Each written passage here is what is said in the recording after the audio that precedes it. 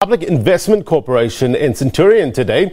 The Commission is probing, among other processes, regarding the investment made by the PIC. The corporation manages over 2 trillion rand worth of assets on behalf of public servants and institutions. All right, let's get more on this. Let me bring in SABC's Gloria Sefako-Musi, who's live for us in Centurion. Hey, Gloria, thank you very much indeed for joining us. Give us more information, Gloria, about this IO technology company trying to set aside the compliance notice. Yes, good morning, Blaine. This is a case, you'll remember in the past week, we had the CIPC instructed the PIC to recoup the money that was invested in IO technology. This is a case from 2017 December, where we understand that procedures were not followed. The PIC invested 4.3 billion of the money that they are managing into this company. This company has come up a lot in this commission, where they're saying that even though the analysts at the PIC had warned that, flagged that this deal was overpriced, the CEO seemed rather eager to pass this deal through. We understand that the money, the subscription form were signed before a committee could sit and actually discuss this and decide whether they are passing it through or not, whether they are investing or not. But before then, the CEO had told the staff that they should firstly to sell some of their shares that they are holding in other companies. We understand the Anglo shares were sold, and to make money available to fund this deal. And the deal was signed and passed through before that committee could sit. And they were told that this decision is not a breach of PIC processes, that the decision would be ratified at the later meeting. When that meeting happened, this was not ratified. We understand that now PIC and IO have now applied to court to try and get this notice that was issued by the CIPC set aside. These are different cases, but now IO has also asked the court to also interdict PIC to not go ahead with complying with this notice. This is going to happen in the North Gauteng High Court, I understand, in about this morning. And another issue that came through yesterday in the testimonies was that there's a culture of victimization, intimidation, and a fear at the PIC. We heard from a testimony from a lady, Nomza Mopeje, who was appointed at the PIC as a communications manager. But during the 2015 restructuring, her position was made redundant. She was moved now to be an analyst in the Environmental and Social and Governance Department. This lady now says that there was no negotiation. She was just told, okay, you are one of the worst affected by the restructuring, and that you just have to make do. So she says this came to her as, she read it as a victimization for her to be pushed out, because she said this was a junior position, an entry-level position, where she now had to report to people that were her juniors previously. She tried on many occasions to try and reverse this decision, to air her unhappiness, but her pleas fell on deaf ears. And later on, she said, during this restructuring process, there was a position that got created in stakeholder relations. A few months later, this position was now filled by Adrian Lekay on a contract basis. This was done, she says, without an advertisement being put out.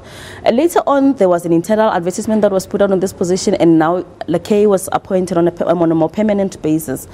Months went by, and now Lekay got seconded to the Department of Public Enterprises. This is when now the CEO, after she now spoke to her to say, okay, I go to that position, I still need to be in communications. She was now seconded to this position, to act in that position. She's been acting in that position now for 6 months. You understand that this term is coming to an end now in the next 10 days or so. So she's now taking, she says, she's taking legal action against the PIC to ensure that she's taken back to that position, yeah, to not go back to the ESG position that she was not happy in. She wanted to stay in the communications department, which is where she has more skills in. Blaine? Yeah, Glorious, we understand that General Bantu Holomisa will be taking the stand today. What can we expect from him? You know, it's really, I don't know that Holomisa will be taking the stand. That can be expected, though, because he was involved. You know, remember the commission aired concerns of security, where they said that there were death threats against people that took the stand here at the commission. So they don't let us know who will be taking the stand before they actually appear before the commission. Yes, but Holomisa, remember, he took the PIC to court and the finance minister during that case where the former CEO of the PIC was accused of having facilitated funding for a company, MST, that was said to be owned by a lady that was said to be his girlfriend. This case happened, remember there's an email that kept coming, and a whistleblower email under the alias James Snoku that came through at the PIC, alleging that all these allegations against Majila, but most people were not happy with the way that the PIC board handled this. Remember, there was a division on the board as to whether they should get an external person to come and investigate these allegations. There was others said, eventually how the board handled this was they asked the internal audit, they asked Majila to respond to the allegations and then asked the internal audit of the PIC to verify the allegations, to verify what Majila was saying. And when that happened, he was cleared of all charges in the email. And this is where now the problems in the PIC started, where it's like the storm started, where there was now the issue of now trying to find, instead of finding out, investigating this matter, they now try to find out who this whistleblower is. This led to the police, the PIC going to the police to try and find out who the whistleblower is, which now led to the police saying that there's nothing wrong with the whistleblower, with sending an email telling people if there's allegations of irregularities going on. The police now opened a corruption case investigating the charges that were, the allegations that were in the email. This is where we saw now people losing their jobs at the PIC. There's a lack of trust amongst executive members. They were called in. Some have lost their jobs, especially in the IT department. So Holomisa approached the courts, forcing the finance minister and the PIC to handle this matter differently, to hold Majila to account and to investigate the matter. So I guess if he is going to come to the commission, we can expect that he would talk about those kind of issues. What led to him now forcing the PIC and the courts and the finance minister to act on these allegations. Yes.